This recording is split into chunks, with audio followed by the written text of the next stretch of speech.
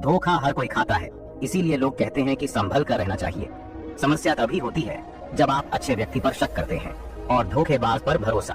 धोखेबाज व्यक्ति अक्सर अच्छा का नकाब ओढ़ कर रहता है और बहुत बार ऐसा भी होता है, संभल कर रहने के बावजूद भी व्यक्ति के साथ धोखा हो ही जाता है। तो हम आसानी से समझ नहीं पाते कि असल में किस पर भरोसा करना चाहिए और किस पर नहीं। ऐसे में धोखा खाने वाले की गलती नहीं होती, क्योंकि उससे पता ही नहीं होता कि धोखा देने वाले व्यक्ति की निशानियां क्या हैं। दोस्तों, आज के इस वीडियो में हम आपको भगवान बुद्ध के जीवन की एक ऐसी कहानी सुनाने वाले हैं जिसमें भगवान बुद्ध के साथ ही धोखा हो गया और उसके बाद उन्होंने धोखेबाज लोगों की 7 निशानियां बताई, जो आज मैं आपको बताने वाला हूँ। दोस्तों, गौतम बुद्ध की शिक्षा हर किसी के जीवन को नई दिशा दे सकती है। अगर आप भी इसे मानते हैं तो कमेंट्स में नमो बुद्धाय लिखना मत भूलिएगा। आइए कहानी को आरंभ करते हैं। महात्मा बुद्ध अपने एक शिष्य पर बड़ा भरोसा करते थे। उस शिष्य को वे सबसे ज्यादा सम्मान देते थे और उसी की बातों को मानते भी थे। बुद्ध उस शिष्य की हर बात पर आंखें बंद करके विश्वास करते थे, लेकिन आज तक बुद्ध को कभी यह पता नहीं चला कि उनका वह शिष्य कौन से गांव का और कहां का रहने वाला है, क्या काम करता है। लेकिन फिर भी बुद्ध उस पर विश्वास करते थे। वह शिष्य बुद्ध की बड़े ही मनोयोग से सेवा करता था, इसलिए बुद्ध को भी कभी इस बारे में जानने की आवश्यकता महसूस नहीं हुई। जब कभी बुद्ध ने उस शिष्य के बारे में कुछ जानने की कोशिश की तो उसने हर बार बात को घुमा दिया, लेकिन कभी कुछ बताया नहीं। बुद्ध के उस शिष्य का व्यवहार आश्रम के बौद्ध भिक्षुओं के साथ भी बड़ा ही अच्छा था। इस कारण से हर बौद्ध भिक्षु उसे अपने मन की बात बता देता था, लेकिन वह शिष्य ऐसी बातों को सुनकर हर दिन बौद्ध भिक्षुओं की शिकायत बुद्ध से कर देता था। ऐसे ही एक दिन भगवान बुद्ध भोजन करने बैठे और कुछ देर बाद उनकी तबीयत खराब हो गई। उन्होंने अपने एक शिष्य को भेजकर राजवैद्य को बुलाकर लाने को कहा। राजवैद्य ने आकर बुद्ध के स्वास्थ्य की जांच की और उन्हें औषधि दी, जिससे कुछ समय के बाद बुद्ध ठीक हो गए। एक दिन बुद्ध ने राजवैद्य से पूछा कि उन्हें क्या हुआ था। राजवैद्य ने कहा, तथागत, आपको भोजन में विष दिया गया था। यह सुनकर वहाँ बैठे सभी भिक्षुओं को बड़ा आर्य हुआ कि ऐसा कौन है जिसने बुद्ध के भोजन में विष मिलाया हो।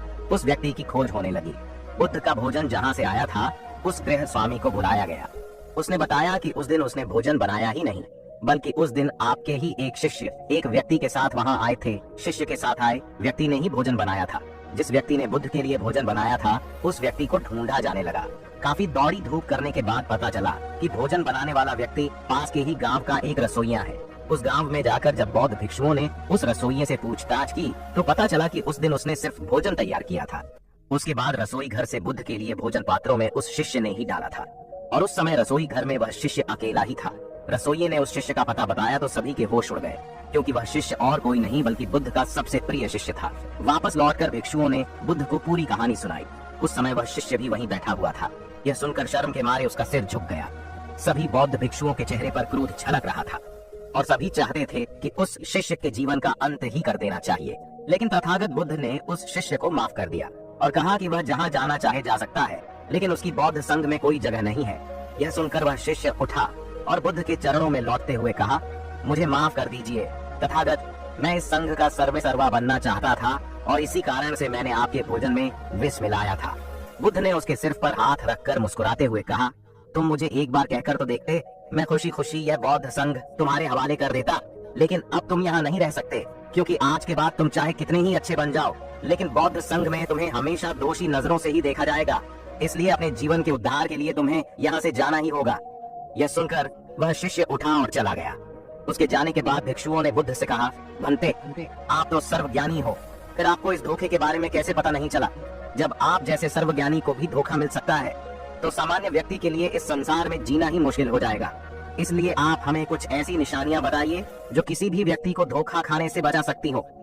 यह सुनकर बुद्ध मुस्कुराए और बोले, मुझे यह पता था कि यह शिष्य किसी दिन मेरे साथ धोखे जैसा व्यवहार करेगा, लेकिन मैं यह देखना चाहता था कि इस संघ में कोई ऐसा व्यक्ति है जो उसके धोखे को समय रहते जान सके, लेकिन इस संघ में ऐसा कोई भी व्यक्ति नहीं था। इसलिए मैं तुम्हें 7 ऐसी निशानियां बता रहा हूँ जिन्हें देखकर आप इस बात का अंदाजा लगा सकते हैं कि तुम्हारा करीबी तुम्हें धोखा दे सकता है या नहीं। धोखेबाज व्यक्ति की 7 में से पहली निशानी है, वे आपसे अपना सब कुछ छुपाएंगे। आप धोखेबाज व्यक्ति के बारे में कुछ नहीं जान पाओगे, क्योंकि जब भी आप उनसे उनके बारे में कुछ भी पूछेंगे तो वे हर बार बात को बदल देंगे, लेकिन बदले में वे आपसे आपके जीवन के हर एक रहस्य के बारे में जानने की कोशिश करेंगे।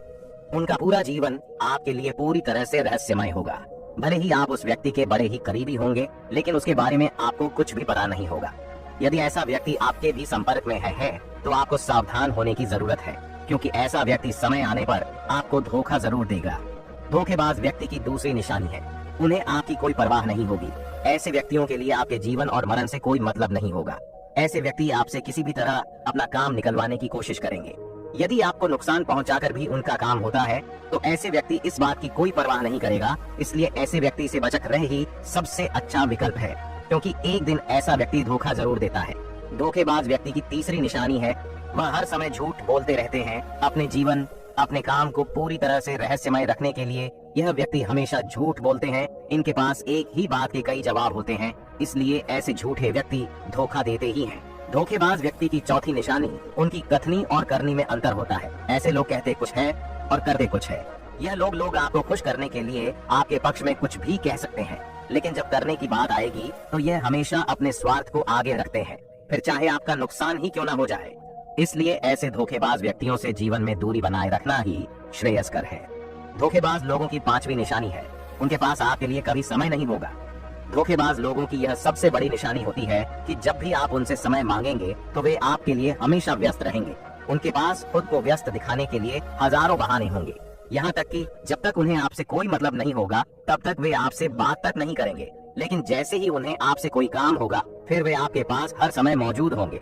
ऐसे लोग बड़े मतलबी होते हैं, अपना मतलब सिद्ध होते ही गायब हो जाते हैं। इसलिए जीवन में ऐसे व्यक्तियों से दूरी ही सबसे अच्छा उपाय है। धोखेबाज लोगों की छठी निशानी है, वे आपको हमेशा दुख पहुंचाने की कोशिश करेंगे। ऐसे लोग हमेशा इस बात की कोशिश में लगे रहते हैं कि कैसे भी करके आपकी उन्नति को रोक दिया जाए। ऐसे व्यक्ति आपको नुकसान पहुंचाने का कोई भी मौका नहीं छोड़ते। यानी ऐसे लोगों को आपको नुकसान पहुंचाने में या फिर आपको दुखी करने में बड़ा ही आनंद आता है।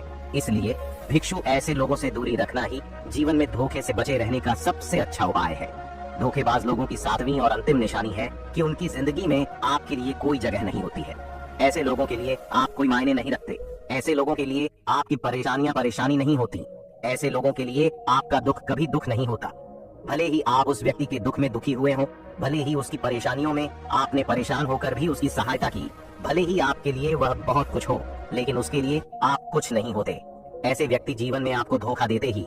दोस्तों, यदि आप भगवान बुद्ध की बताई इन 7 निशानियां को देखकर अपने लिए एक सच्चा दोस्त चुनते हैं तो यकीन मानिए आप जीवन में कभी धोखा खा ही नहीं सकते। इसलिए धोखाबाज लोगों की इन 7 निशानियां को हर दिन याद रखें। तो दोस्तों, आपको यह कहानी कैसी लगी कमेंट बॉक्स में कमेंट करके हमें जरूर बताएं, और ऐसे ही मोटिवेशनल वीडियो और गौतम बुद्ध के वीडियो देखने के लिए हमारे channel daily inspire to YouTube channel को सब्सक्राइब कर लें। धन्यवाद।